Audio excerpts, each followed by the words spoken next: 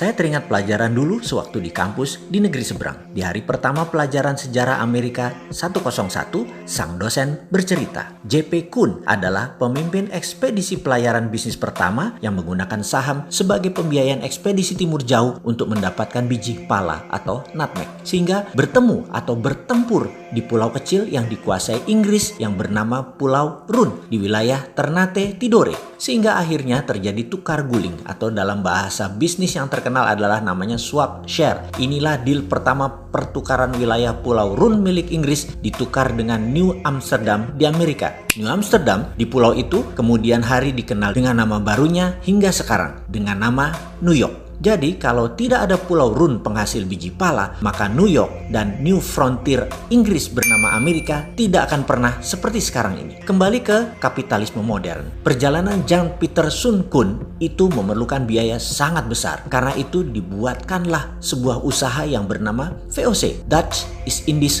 Company, milik berbagai pengusaha Eropa berbasis di Belanda. Mengapa multi-owners? Karena semakin banyak yang store saham, semakin kecil risiko yang ditanggung dalam perjalanan yang berbiaya sangat besar tersebut. Inilah asal muasal awal kapitalisme modern, yaitu modal bersama, urun dana di bursa keuangan. Maaf, ini juga yang jadi alasan Santara lahir, berdasar dua pengalaman sejarah, Koleganza Venezia dan VOC-nya Belanda. VOC adalah perusahaan pertama di dunia yang menjual stok atau sahamnya agar bisa dimiliki banyak pemodal secara masif. Karena itu, mereka terdiri dari pemilik 17 pemegang saham besar. Beda dengan Koleganza, pemegangnya orang kecil. Oke, nanti kita jelaskan lengkap di chapter khusus untuk Koleganza Venezia ini. VOC juga perusahaan pertama di dunia yang sahamnya dimiliki oleh multi-international owners. Ditambah dengan 21 tahun pemberian hak kelola spice, rempah, menjadikan VOC adalah perusahaan mega korporasi pertama di dunia. Hak yang utamanya adalah mengeksploitasi rempah Nusantara. VOC menjadi model pertama di dunia atas mega korporasi yang merubah dunia bisnis, dunia finansial, dunia saham, bursa efek, dunia sosiopolitik ekonomi, military political diplomasi, maritime exploration, dan penjajahan ekonomi oleh perusahaan global. Sengaja saya menuliskan panjang sejarah VOC ini agar bisa mengingatkan dari sejak awal Endos Nesos ini berdiri. Negara kepulauan terbesar di dunia ini adalah ditakdirkan sebagai global player.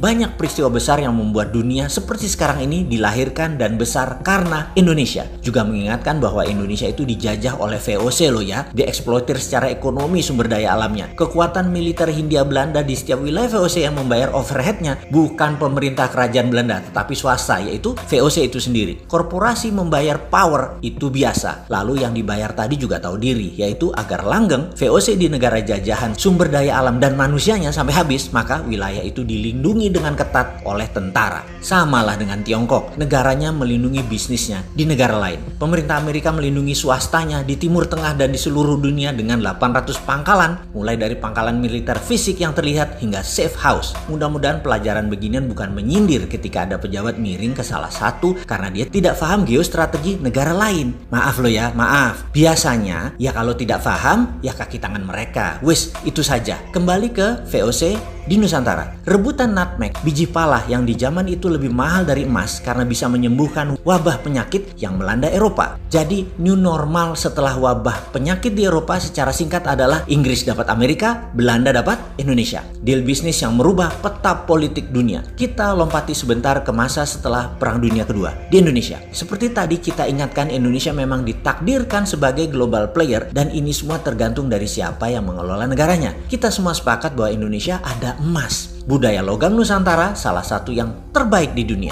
Kesuksesan Majapahit menyatukan Nusantara dengan tanpa tumpah darah adalah menggunakan perjanjian logam. Emasnya Majapahit. Terbukti hingga saat ini ada emas di setiap kerajaan dan kasultanan di Nusantara. Kemudian syarikat dagang yang menyebarkan Islam di Nusantara, terutama tanah Jawa, menggunakan kekuatan emasnya Wali Songo. Hal inilah yang menjadikan Nusantara memeluk Islam tanpa merubah budaya karena masuknya lembut. Asli budaya Nusantara dan kita semua harus berterima kasih kepada kepada Wali Songo dan caranya mereka. Kembali ke emas, Pak Karno tahu sekali cadangan emas Nusantara ini dan di tahun 1955 sebagai dasar undangan 50 negara hadir di Indonesia dalam konferensi Asia Afrika karena Indonesia memiliki tangan di atas kekuatan emas tersebut. Cina, India, Pakistan, Mesir, Korea Utara, Kuba, semua tokoh revolusioner semua mengharap dukungan Indonesia. Bayangkan ada Nehru, Gamal Abdul Nasser, Zulfikar Ali Bhutto, Mao Zedong, dan legendaris dunia lainnya hadir di Bandung. Kota kecil di negara yang baru 10 tahun merdeka. Karena apa? Itulah obor ala Indonesia. Itulah IMF ala Indonesia. Presiden Soekarno tahu kekuatan sumber daya alam nasional. Kalau dijadikan jaminan untuk printing money, maka rupiah bisa lebih kuat